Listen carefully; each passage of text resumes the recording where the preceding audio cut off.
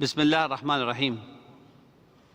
في البداية أرحب بجميع الضيوف. گرێدانی کۆنگرەی وڵاتانی ناوچەکە لە بەغداد و سووربوونی لایەنە سیاسیەکانی عێراق بۆ ئەنجامدانی هەڵبژاردننی ئەنجومەنی نوێنەران لە کاتی دیاریکراوی خۆیدا بە مکۆڕبوونی حکومەتی بەغداد هەژمار دەکرێت لە تێپەڕاندنی ئەم قۆناغە هەستیارەی کە بڕیارە هێزە جەنگیەکانی ئەمریکا لە عێراق بچنە دەرەوە. بەڵام زۆرێک لە چالاکانی ناڕەزایەتیەکانی دو ساڵی ڕابردوو گومانیان لەوە هەیە هەڵبژاردننی نوێ گۆڕانکاری لەگەڵ خۆیدا بێنێت.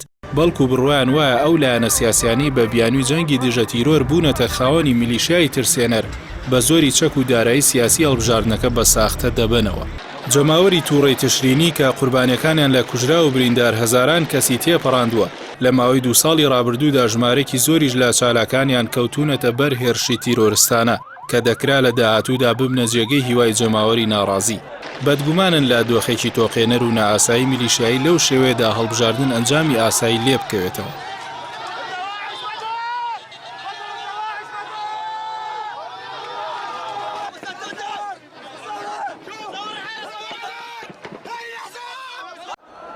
ئۆپۆزیسیۆنی تشرینی بڕوایان وایە لەمپەرەکانی بەردەم هەڵبژاردننی پاک و شەفاف لە عێراقدا لە چەند خاڵێکدا کورد دەکرێتەوە.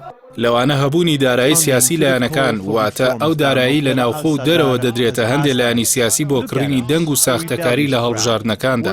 بوونی میلیشای چەکداری دەرەوەی یاسا لە پشتەوەی هەندێک لایەنی سیاسی بەگرتن و کوشتن و ڕەفاندن چین و توێژە جەماوەریەکانیان خستۆتە ژێر گوشاری عسکەرتاریان. لەلایەکی دیکەش پێکاتەی کۆمیسیۆنی باڵای هەڵبژاردنەکان پێکاتێکی پشکایەتی حیزبە خاوەن هەژمونەکانە. بۆیە کۆمیسیۆنێکی لەو شێوەیە ناتوانێت هەڵبژاردنێکی بێگرد و شەفاف بەڕێوە ببات. هەروەکو لە زاری دیکتاتۆری پێشووی سۆڤێتی جۆزێف ستالینەوە گوێزراوەتەوە کاوتوێتی ئەنجامدانی هەڵبژاردن گرنگ نییە بەڵکو گرنگی لەوەدا کێ دەنگەکان دەژمێرێت. هەرچەندە سەرۆکی نێردەی نەتەوەیەگرتوەکان بۆ عێراق هێنیس بلاسخارد هۆشداریدا هەمووان لەبارەی ئەنجامدانی ساختەکاریەوە بەوەی وڵاتەکە بەرەو هەڵدێری خراپ دەبات. بە هەمان شێوەش باڵیۆزی ویلایەتە یەکگرتوەکانی ئەمریکا داوای زیادکردنی چاودێرانی نێودەوڵەتی کرد بۆ ئەنجامدانی هەڵبژاردنێکی پاک. بەڵام ڕاستیەکە ئەوەیە لە دوای 2023 تا ئەمڕۆ بەردەوام پێکاتە عێراقیەکان لە کاتی هەڵبژاردندا گلەی زۆریان لە ئەنجامدانی ساختەکاری هەبووە.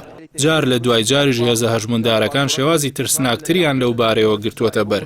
بۆیە ئەستەمە لەبوونی کۆمیسیۆنێکی هەڵبژاردننی لەو شێوەیەدا چاوەڕێی گۆڕانکاری ڕیشەی و چارەنووساز بکرێت و هیوا و خەونی دڵخۆشکەرانە بێنەدی. سەرڕای و حاڵە نەرێنیانی سەرەوە هەندێک لە چالاکانی مەدەنی سوورین لە سەرهاندانی جەماوەری ناڕازی بۆ بەشداری لە هەڵبژاردندا بۆ ئەوەی ئەگەر ساختەکاریش بکرێت تا ڕادەیەک ڕێگری جدی لێ بکەن. تەنانەت بە هەبوونی چەند پەرلەمانتارێکی ناڕازی تشرینی لە هۆڵی پەرلەماندا دەنگی ئۆپۆزیسیۆنی ڕاستەقینە بەرز ڕادەگرن و جیای دەکەنەوە. لەوانەی بۆ خواست و پشکیان خۆیان بە ئۆپۆزیسیۆنی دەسەڵات نیشان دەدەن. بوونی پەرلەمانتاری شەقامی تشرینی دەتوانێت گوشارەکانیان بۆ چاکسازی درێژە پێ بدەن و ڕێگە نەدەن خوێنی ڕژاویان لەبیر بکرێت. ئەلبەتە ئەمە بۆ سەرانسەری عێراق ڕەچەتەیەکی دروستە.